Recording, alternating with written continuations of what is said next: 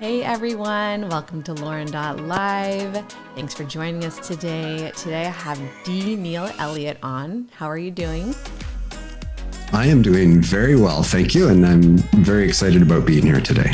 Awesome. Yeah, Neil is joining us from around the Vancouver area. He's our first Canadian guest, so that's fun, our neighbor. And he is an author, and he is the author of A Higher Road, which we're going to get into his book. We'll talk about that in a few minutes. But before we do, could you just give a little background on who you are? We'll dive into this today, but you talk about spiritual, consciousness and cleansing and dropping the ego.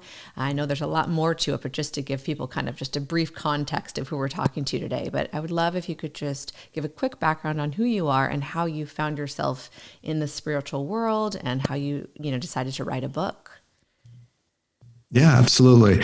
So I'm 61 years old. I live in Canada, and 3 children, 5 grandchildren who are all Texans. And the oldest just graduated from boot camp as a Marine just on December 3rd. I'm a professional engineer with an MBA, and I've worked in the hydroelectric industry predominantly for over 30 years. And I'd managed large projects from, a few $100,000 to $100 million. Depends on, kind of what the client's looking for. How I got into the spiritual world. So in the 90s, I had started to pick up books that we've all read, by Dr. Wayne Dyer, Napoleon Hill, Tony Robbins, Carolyn Myss, all of those kinds of books. And I was trying to change how I thought, because I had kind of a negative attitude, negative opinion of circumstances. And I tried that, couldn't make anything really stick or work. And then I got, kind of enveloped in work, and my reading moved into the 2000s. My reading moved into more entertaining novels, murder mysteries and stuff like that. Then over the course of time, I went into this deep depression. I'll talk a little bit more of that, but I went into this deep depression and ended up crafting a suicide note. And just prior to that, I had started to pick up books again, newly issued books regarding spirituality, and again, taking another approach at that. And all good stuff in all of those books and all processes, but I couldn't make any of them actually work for me. Then I came across some material that we'll talk about, and that's what started me. That's what launched me into a spiritual process. And we'll talk more about that as we talk about the book. Sure. Wow. Thank you. Yeah, I've had a few guests. We've talked about different things. It seems as though a lot of people have a spiritual awakening when they go through, dark night, or as it's called, ego deaths, dark night of the soul, suicide or depression thoughts, things like that really shake you up. So yeah, if you wouldn't mind kind of just sharing a little bit more about you started to go through that, and then what kind of got you through, I guess, just to give others inspiration. Because of course there's so many people dealing with anxiety, depression, and other things right now and always. Yeah. So let me talk a little bit about the book and the structure of the book, sure, yeah. and why I wrote the book, okay. and I'll get into that as we discuss it. So the book is structured. So my recommended way to read this book is read it from cover to cover and understand the process in its entirety. And when you've completed the book, you can decide whether or not the 7 steps I offer is something that makes sense to you and is going to work for you. And if it does, great, you can go back and either start with some of the scientific readings that I recommend people read and get familiar with, or start directly with step 1. And if it doesn't work for you, then I ask you, please pass it on to somebody else. And the reason for that is because you can never judge the inner reality of another person. Someone that's, comes across as very affable and kind and generous, internally may be a mess. And we are all actors in our environment, and we all put our best foot forward. And so And we all know that we can hide all kinds of things from other people. Sure. So the first part of my book is just give the structure of the book. That's part one, and it tells you what you're going to be introduced to. The second part of the book is a memoir. It's my short history of my life and how each of us create our every tomorrows, every circumstance, everything that comes into our life. And the reason I've put this memoir in there, and I've gone into, I'm a private person, I don't usually share stuff, but I thought it was important to put it in this book because people hopefully will be able to relate to it and then actually understand the dynamics of what we think and what we feel and how that creates everything that comes into our life. And that got me, and I explained how I got to that point of suicide and the deep depression. So anxiety, phobias, deep depression that creeps on very slowly. And then got me to this point. We had made a bunch of decisions in life that, my wife was totally good with, and she was happy. She kind of I used to say she sees life through rose-colored glasses. I now understand. No, she sees life the way I see life now.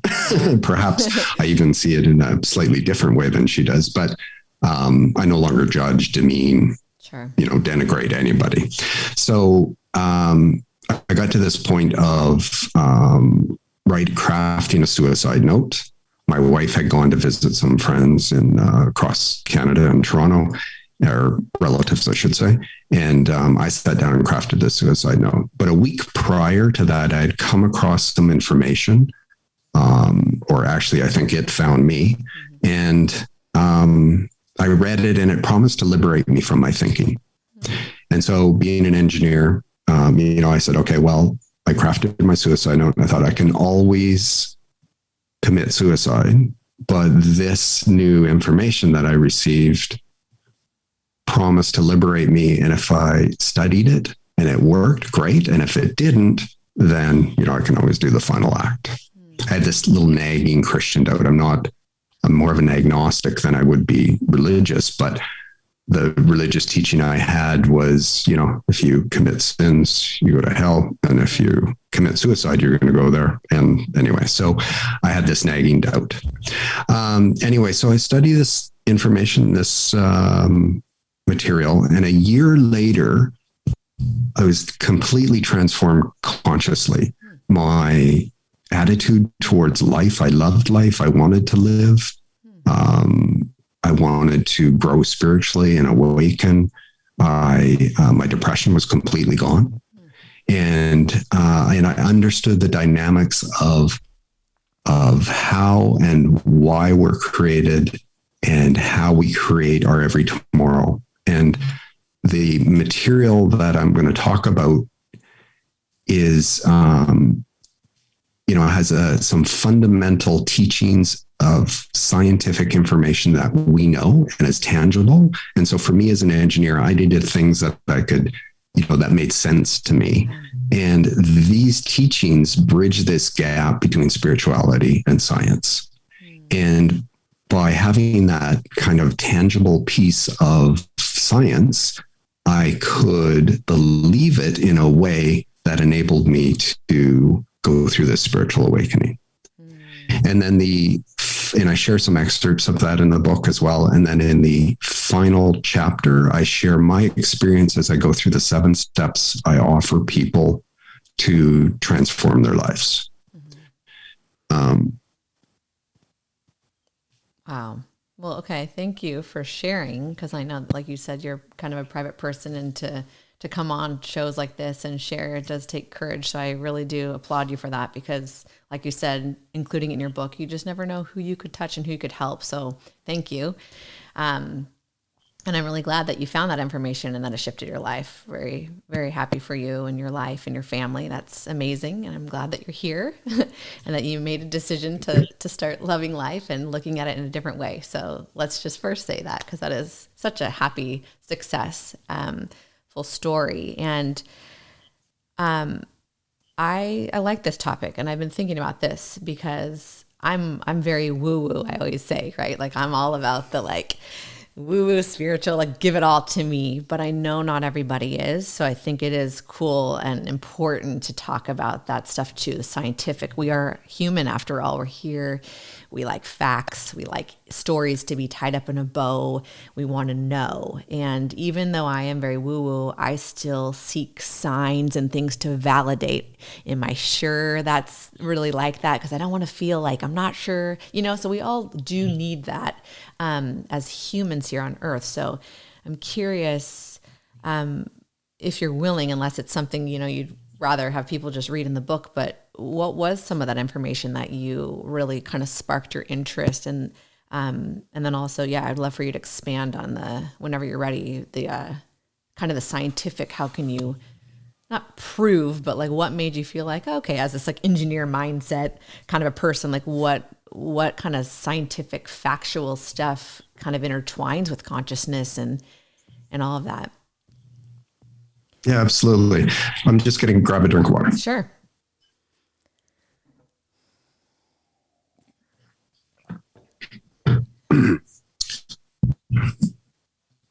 That's a great question. So I will expand on that. So after I read this material and I had this transformation, I wanted to kind of stand on the rooftops and share it with everybody. And I thought, okay, well, I'm going to be looked at like a nutcase. So it took me a couple of years to figure out the best way to do this is to write a book to share it. And so this chapter that I have that speaks to science and consciousness, the first thing we want to do is, kind of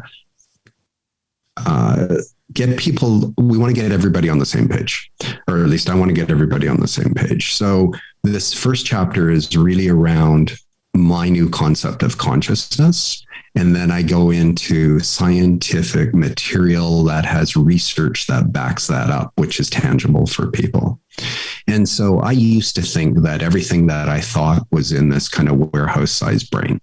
And I say warehouse-sized brain because whenever I think of a brain and the amount of information could be stored, I think of the warehouse at the end of Raiders of the Lost Ark.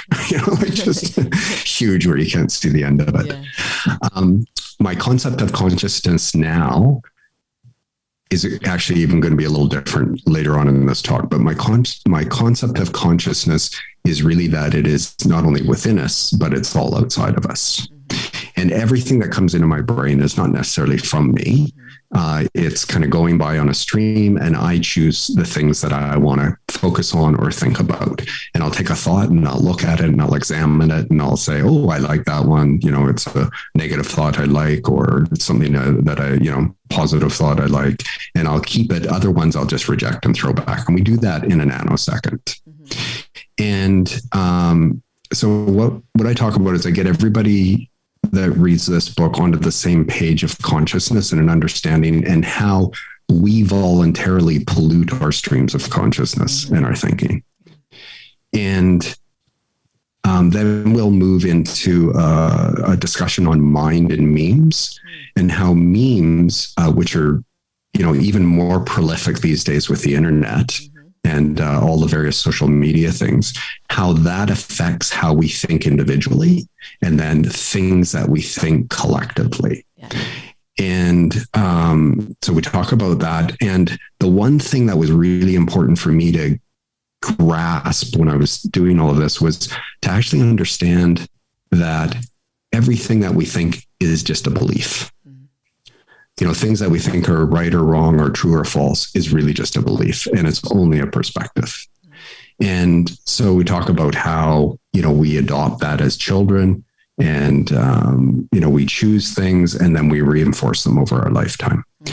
The next thing that we talk about in the book is really around mind and cells, and how science has now proven that what we think and what we feel changes the expression of a cell.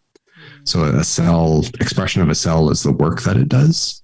And so if you think about the body, there's, sperm fertilizes the ovum. There's one cell, divides into two, divides into forks, and, the intricate work of the body is built.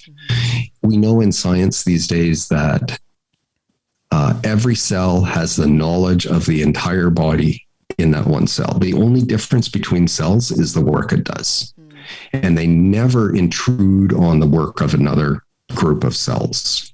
So there's more harmony in our cells than we display as humans. If you're working on a common project, there's typically dissent and different opinions, and we have to go through a whole conversation about how to do that. Cells never do that. When they're making a liver, they don't suddenly spring into making an ear. Sure. So, there's lots of harmony there. And the next thing that we talk about in the book is really around the mind and the brain and the research that's been done around neuroplasty, and how people have managed through their thinking to restructure and grow new brain cells that have, positively affected their life or whatever, kind of brain damage that they've had. Then we shift into this concept or conversation around near-death experiences. And what I do is I share a near-death experience in the book that stretched my understanding of consciousness. And so to get this common understanding, I kind of, I offer people this to read, and I suggest they read that author's book. And what it does is, she came back. This is a woman who experienced a very aggressive cancer over a 4-year period. Her body was riddled with cancer, and she was taken to the hospital in a coma. And upon admitting, the admitting doctors told her husband she wouldn't make it through the night. 24 hours later, she woke up and she declared she'd be okay. And 2 weeks later, they couldn't find a trace of cancer in her body. Wow. And so this is all documented scientific, medical evidence that they cannot explain. Right. And what's important about that is her description and the messages she came back while she was, from her experience in the coma. She came back with things like, we come from love and we return to love.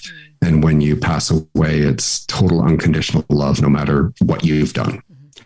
That she felt like she expanded into everything, be part of everything, whether it was a rock or a tree or, another planet. She felt like she was part of everything in the universe. And so this description that she provides helps people. They might not understand it, but they get a different perspective of what consciousness really is. Then in the next part of the book, I discuss this blueprint document, and I don't share the name of this blueprint document because people need to come to this information like a little child. They need to be open and curious and non-judgmental. And if they can do that, then what they can do is they can go through the process of understanding this information, decide whether it works for them in the end, but they go through this process. And if they can grasp onto it and understand it, I can tell you can change your life. And, I'm proof of that transformation. Like I said, a year later, depression totally gone. No drugs, nothing else, just following this process. And this information that's provided really bridges this gap between spirituality and science. And it does that by utilizing science and things that we know today that we didn't know 100 years ago or 2 years ago. For example, at a subatomic level, we all know that we are just energy. Things that we think are solid, really, there's more space in us than there is solid matter. And so this information goes through a process, a very logical kind of lays the foundation and builds this foundation and describes scientifically how the universe was created, what was before the Big Bang, the impetus for the Big Bang, and then how creation came about and manifestation comes about. And then, there's some repetitive stuff in it, but it's repeated in a different way. And it does that on purpose so that you actually get information relayed to you in different messages. Because sometimes, if you say something one way, some people will not understand it. You say the exact same thing, but you say it slightly differently. Yeah. Those people that didn't understand this way will understand it. And I didn't find it repetitive at all, but I found it to be very good and very enlightening. And so I followed the process. And the process I followed, it took a while. This stuff happens slowly. It doesn't happen overnight. There's no immediate gratification. But the very fact that I understood. So, for example, let's talk a little bit about this. I'm going to say that for the first reading in my book, the differences in these things aren't going to matter to you. Mm-hmm. When you start the 7 steps, if you choose to do that, then you will start to understand these differences. But so I'm going to use some language here that may be used commonly, might have a slightly different meaning. Okay. All right. So, and when I say divine, let's just make the assumption that divine is whatever you want to call it, whether you want to call it God or Allah or Yahweh, sure. The Tao, the divine. Yeah. It's it. So, universal. So before the Big Bang was universal consciousness, and it is in silence and stillness and equilibrium, and it's basic impulses. And you'll understand all of this if you follow those 7 steps. But it's some basic impulses that are locked in an embrace. And universal consciousness was split into divine consciousness at the time of the Big Bang. Mm. And that's when electromagnetism came into being. Mm. And electromagnetism is actually these basic impulses which were torn apart at the time of the Big Bang. And electromagnetism is the mechanism by which material form comes into being. So, the question from a scientific perspective is, well, when did consciousness first creep into living matter? Mm, okay. And so if you think about a cell, a cell is this, kind of unique living organism, which has a permeable membrane. And that permeable membrane lets in the right nutrition, and the cell can discern when there's waste and be able to get rid of that waste. That's a conscious act, to be able to say, I want that kind of nutrition, and now I have waste that I want to get rid of. Okay, so if you can conceptually understand that consciousness is in a cell, then the question is, well, if it was in the cell, could it be in the living molecules that created a cell? Science believes, kind of electromagnetism just is. They randomly got together and formed some elements. Those elements randomly got together and formed a living molecule. Those living molecules randomly got together and formed a living cell. And now we have the first living cell. So if it's in the living if it's in the cell, and you can make the leap that it'd be in the living molecules that got together under purpose to actually form a living cell or a living molecule or cell, then why not in the elements that formed the living molecule? And if it's in the elements that form the living molecule, why not in the energy that created the first elements? There is, cells are repeated in billions and billions and billions of forms consistently throughout our world. Mm-hmm. This is not a random act. This is consciousness. Totally. And so universal consciousness split into divine consciousness and then materialized form. And we get materialized form through the descent of vibrational the descent of electrical vibrations at a lower level, lower frequency that forms materialized form. Wow. Before you go on, I'm sorry to interrupt you. This is fascinating and I want to keep going, but I actually have thought about this so many times, right? Like, what about before the Big Bang? Like, no science can really ever just explain it. They always just say like the Big Bang and this started, it's random. And I'm like, how can it be random? There's got to be like purpose, right? But what do you mean when you say, can you kind of explain what you mean when you say universal consciousness going into divine consciousness? What does that mean? So universal consciousness is in silence and equilibrium. Science will never be able to, they cannot, scientists, we like to measure things, we like to observe things, we like to calculate things. Mm-hmm. things that are in silence and equilibrium. So equilibrium, you can get a sense of equilibrium if you put your hands together and then you try and separate them with all your might, but keep them tight on one another. So, right. So that would give you a sense of what equilibrium means. Okay. So there's this enormous power built up in universal consciousness and energy that we have no capability to even imagine. Sure. And it is in this state of silence and equilibrium. And there's some basic impulses, and I won't get into those impulses. This you need to read. Sure. So there's some basic impulses that were torn apart. And so the impetus is, universal consciousness wanted to experience itself. Yes. Okay. In order to do that, it needs to create. And so what it did was it created divine consciousness. So there's this momentary blast of an immense amount of energy that split a part of that universal consciousness into this divine consciousness. And divine consciousness was it took billions of years, and there's these lost particle impulses now throughout the universe, and these impulses are, to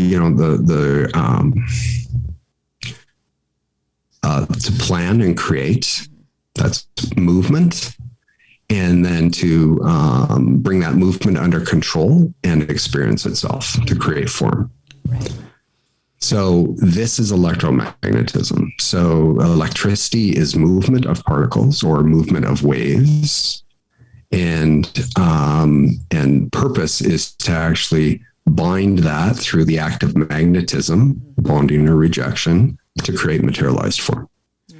So divine consciousness, so universal consciousness is in silence and stillness for those who think of, and it's in space. It's space around us and it's space in us. So we talked earlier about we're all just energy. And so universal consciousness is in silence and stillness. And for those who think of atoms, you can think of it as the space in the atom.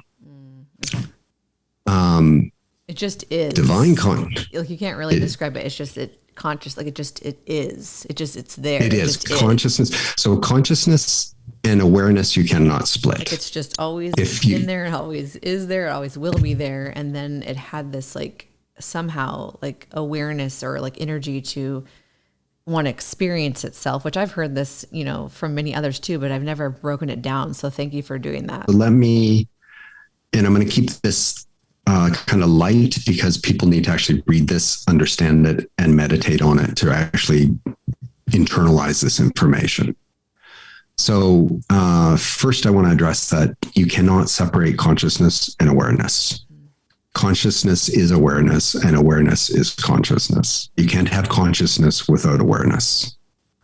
So first off, universal consciousness wanted to experience itself. So it is, like you say, it's there before anything else.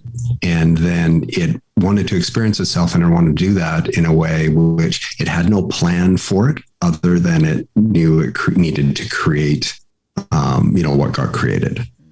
And then the plan for that came, as the billions of years. So through evolution. So divine consciousness is in this state of both silence and stillness, and it's also in a state of activity through electromagnetism. And all of this is fully described, and really, truly, you need to be able to understand it in the format that it's given and provided, and meditate and pray on it. And that enlightenment will come slowly. So in the 7 steps, you'll learn meditation technique for doing this. And, there's many paths to spiritual awakening. And so, if you speak to 100 people, I'm just going to step outside that question for a minute. So you speak to 100 people and, you say, give a message in one way, it might land with 15 to 20 people.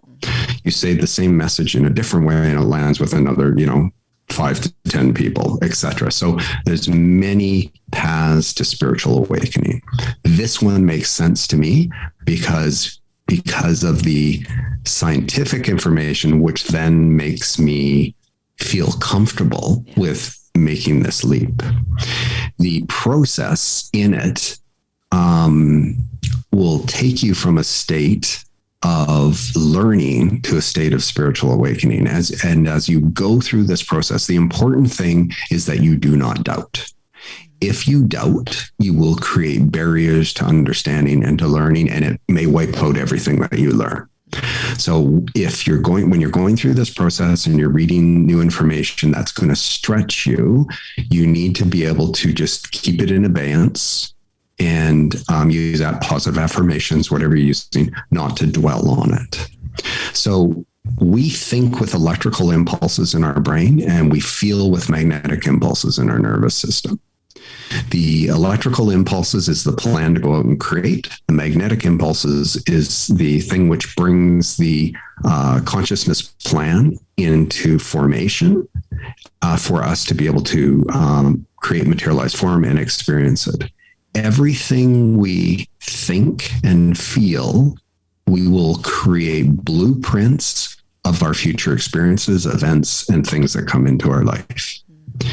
And in my book, I describe how I unknowingly and unwittingly manifested a $60,000 Lexus convertible.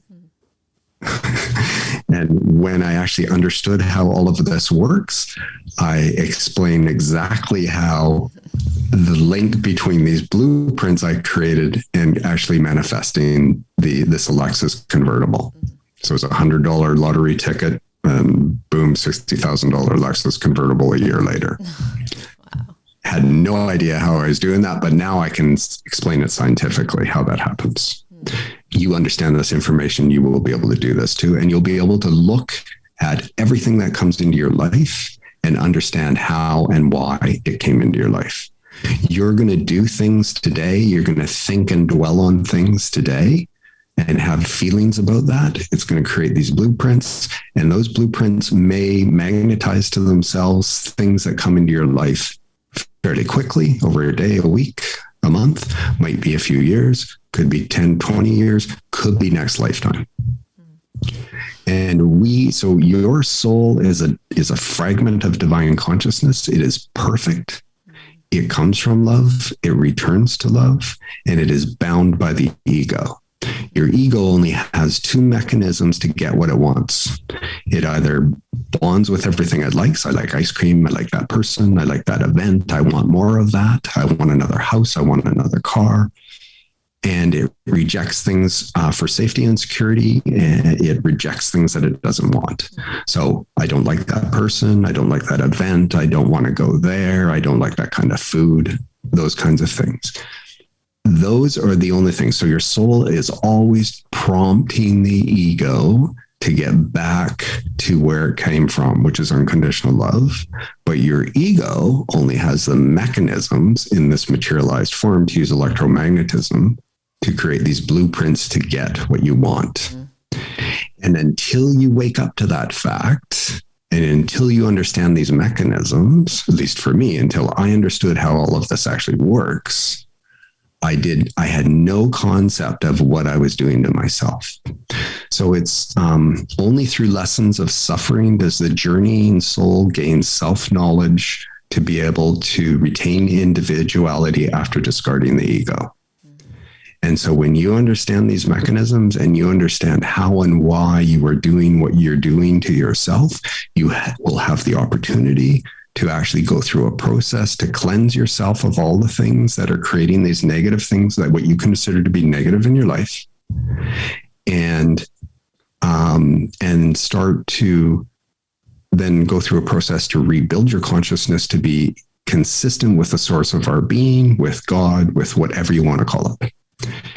And when you do that and you understand what those golden qualities of divine consciousness are, and you start rebuilding yourself, you will start to have a spiritual awakening. So for me, as I went through that process, I'm not feeling anything. I'm going through the process. You'll be taught how to do this meditation. You go through the meditation And you do this, you need to be able to do this. You can start with 10 minutes every day if you want, whatever works for you, and move on. You're going to have to find a time that works for you. So I describe this whole process in the book, and I describe what I do. So in very short, what I do is I meditate every morning, and I get up typically somewhere between 4:30 and 5:30, and I meditate for 90 minutes to 2 hours without fail. Wow. And what you need to be able to do, and you'll be taught to do this, is you need to go into absolute silence and stillness in your meditation. And when you do that, you're reaching out to, now I'll call it the divine. So you're reaching out to the divine, and the vibrational frequency of the universal consciousness of the divine is so heightened that you cannot feel it until you start to break down these bondages of the ego. And so at about 7 months, so you'll go through this process where you will be building new brain cells impressed with new knowledge at the top of your head. And as you do that, at some point, you'll start to feel a little opening. I didn't know what that was. It just felt kind of strange. As that opening grew, I finally figured out, oh, that's what's going on, is I'm having this opening, but not really knowing what that is. At some point, so now, after about a year, that opening grew from just a little tiny spot to, you could put a bowl over my head, as if you're doing a bowl haircut. So my entire top of my head. And the spiritual energy would flow into me. It would flow into my head initially, and then it would flow into my head and my chest. Then it would go down, either both sides of my body or one side of my body and up the other side. And this is very pronounced, and it's difficult to describe, but it is this amazingly inflow of energy. And then eventually it's centered in my solar plexus. So now the spiritual energy, you feel, your feelings emanate from your solar plexus, and you think with your brain. So typically it comes into my brain, into my solar plexus, and in my chest. That's where I mostly feel it right now. And it depends on the meditation, and every day is different. Now, we all know there's seasons. So there's, fall, winter, spring. Everything goes through seasons. People go through seasons. You'll have, periods of, where you think you're stuck and you're not moving ahead. You'll have times when everything seems to be falling into place. Your spiritual journey will also have seasons. You will come into a spring where you have new spiritual energy. You will experience the blossoming, and then the harvest and the slowly dying away to a winter. And you're going to go through those cycles. Everything in materialized form has these seasons. And so you may go through a period when you're not feeling any of this, but know that you are always in connection. Yeah. And if you keep the faith and you keep meditating and you keep your process up, you will blossom into this spiritual spring that will be greater than what you've ever experienced in the past. And so I describe this process in that last chapter of my book. What I went through, I describe a year after. I describe some of my meditations and what I experienced. And everyone should keep a spiritual journal. So when you come out of meditation, write things down. You're not going to remember them necessarily. And so I had 2 meditations about a year after I started this process, and both of them were the same in that I was just filled with this spiritual energy. Oh, let me back up. So you'll go through different levels of consciousness. So as you awaken, you will go from a lower level of consciousness, and you go through varying levels. And sometimes that'll be a really smooth transition, and sometimes it'll be harder to make those shifts, or you might not be able to make those shifts. And they are pronounced. But when you are in a really high frequency of vibration, you open yourself up to very clear directions and messages from the divine. And so a year after I started this process, I went into these 2 meditations about a week apart. And when I was in it, like, we don't have the language to describe this. Like, materialized human form, we just do not have the language. It was so amazingly beautiful. I felt like I just want to stay in this state no matter what. I didn't care what happened to my body. I didn't care what pain I had. I didn't care what misery there was. It was just, I just want to stay here forever. And that's possibly getting close to what we're going to return to, and probably even greater.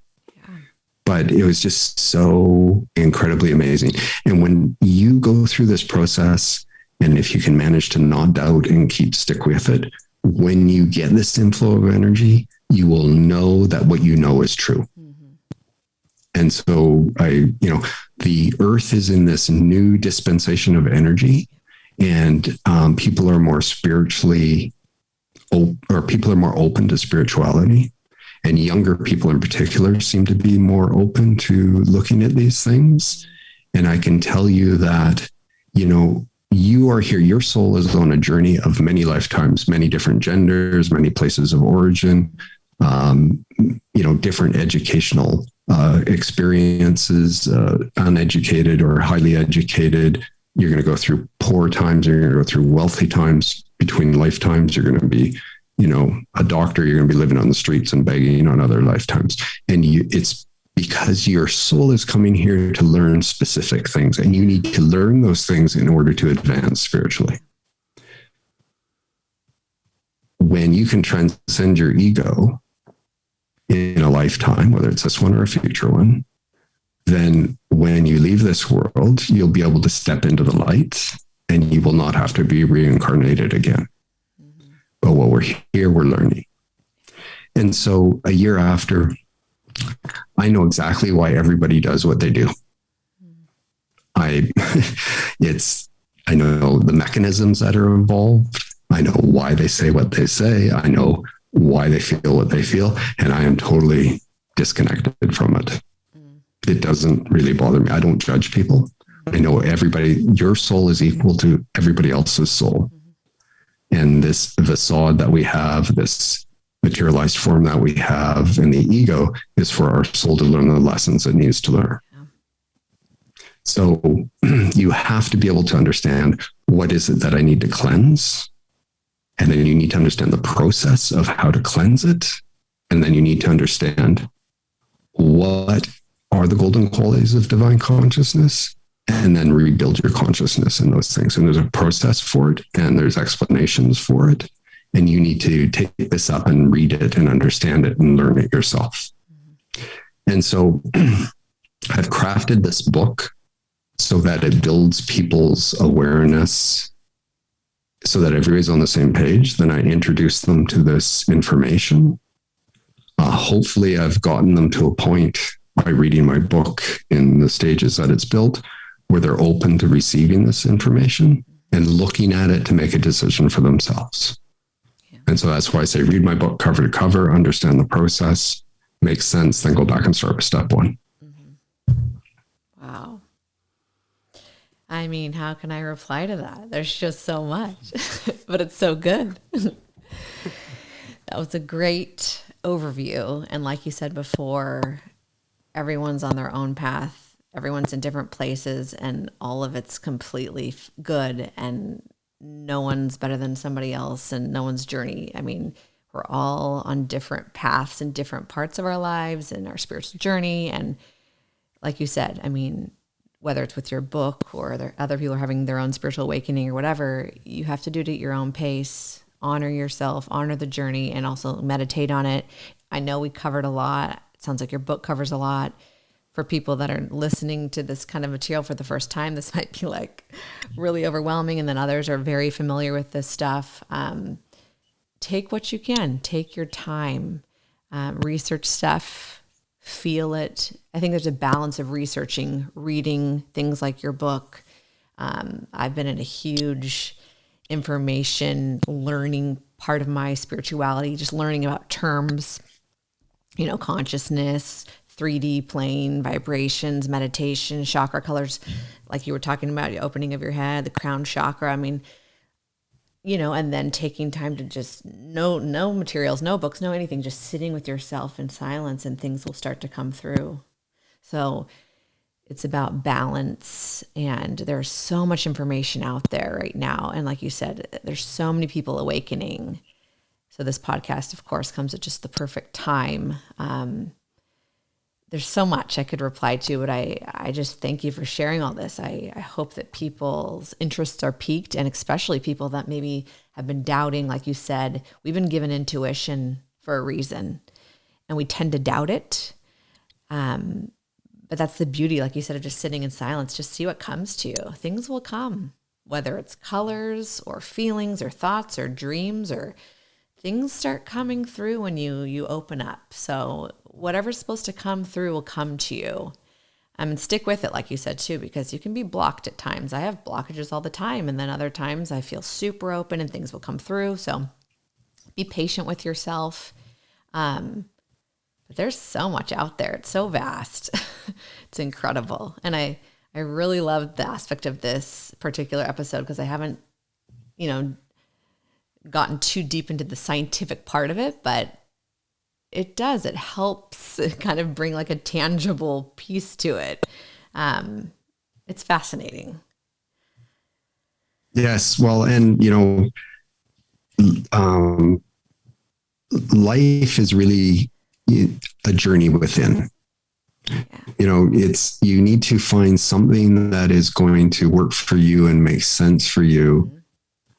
But that journey has to be within. Yes. And you've got to go deep inside.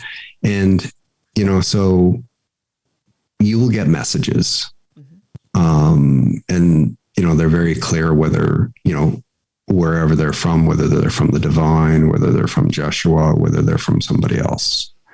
And, so one thing that I struggled with, well, how do I know it's not my ego? And how do I know it's from the divine or Joshua? And the one thing that I have learned is that if it's from love, it's from the divine or Joshua or another master. If it is selfish, greedy, narcissistic, denigrating, I could list a number of things. It is not. Sure. Yeah. So, a year after I started this process and had this awakening, I woke up. And it was, like my depression completely gone.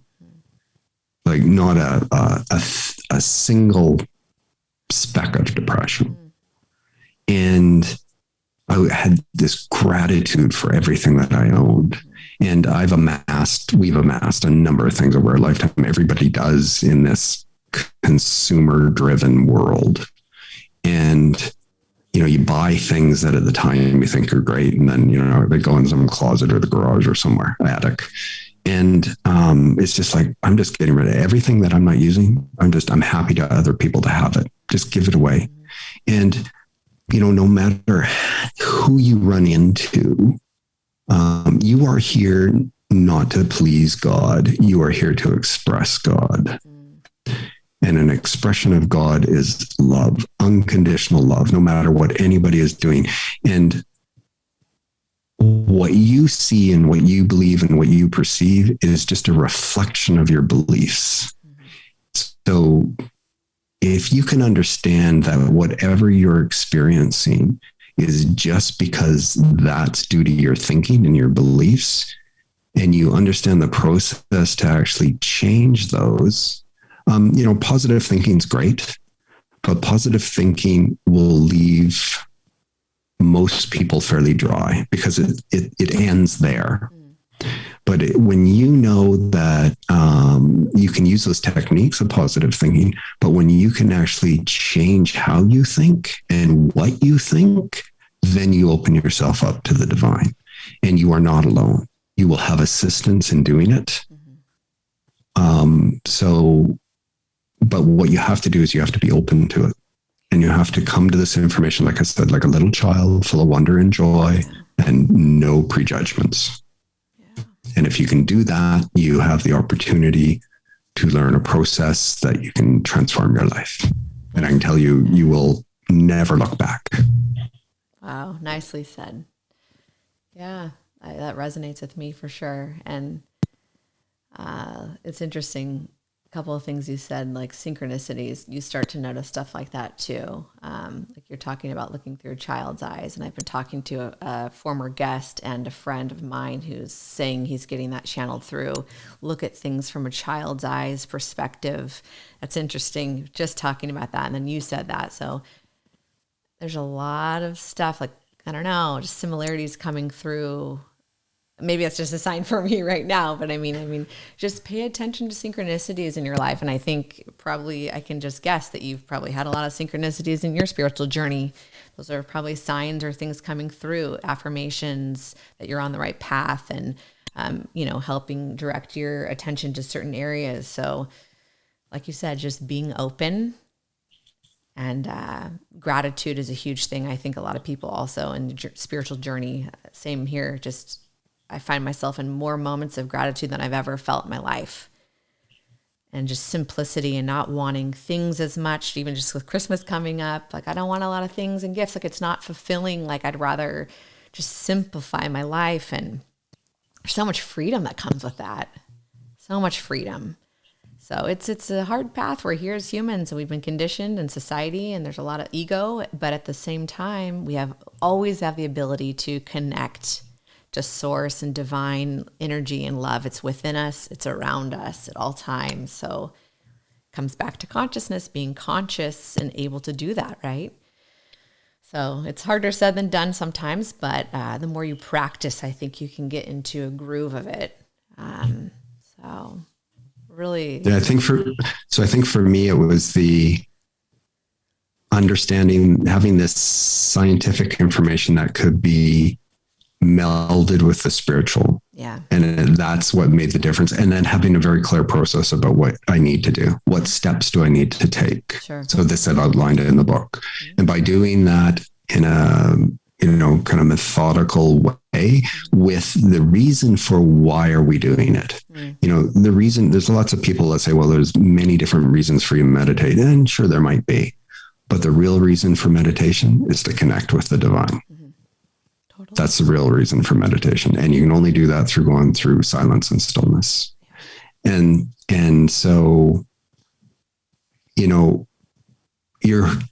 if you go through this process and you have this awakening, obviously, nothing happens overnight, and these new insights will come to you, and these new things will come to you in messages, may come when you're sleeping, may come when you first wake up in the morning, may come through your meditation, may come in moments of inspiration when you're not thinking of anything else.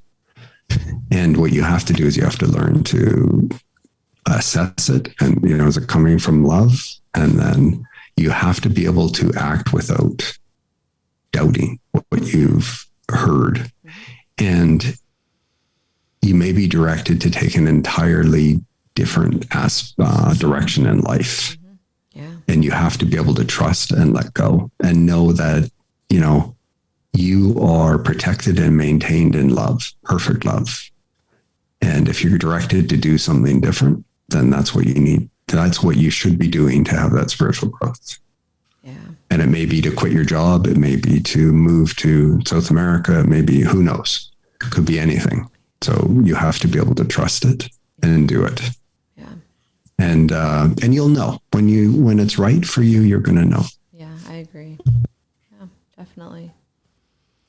Wow. This is very, very nice conversation. Do you have anything else before we close that you'd like to share with anyone? I just think that, so what I want to do is I want to help change the consciousness of the world. And if we can do that individually, because it has to happen as an individual, there's no one else. You can't shop it out. You can't phone it in. You got to do it for yourself. Mm-hmm. And if we can do that over time, we can teach our children. And over time, we can create this new era of love and peace throughout the world. Yeah. And it's going to happen. And in the future, the division will not be between the wealthy and the poor. It's going to be in consciousness. And, if you're ready, I say, pick up my book, pick up other books, but if you pick up my book, read it cover to cover, decide whether it's going to work for you. It's laid out methodically, and I've gone through a process to do it in a way which I believe will be helpful to people. And if it doesn't work for you, pass the book on to somebody else. Sure. Yeah. And I actually respect you for saying that, because one of the books that, prompted my spiritual awakening was Eckhart Tolle's Power of Now and A New Earth. And I can't remember which one he says that, but he says, if this isn't resonating with you, you can stop reading. You have to be ready for it. So yeah, check it out. And if it's not right for you, it may not be the right time, and that's okay. But I think there's a lot of people that will be ready for it. There's a lot of people interested in this topic right now. So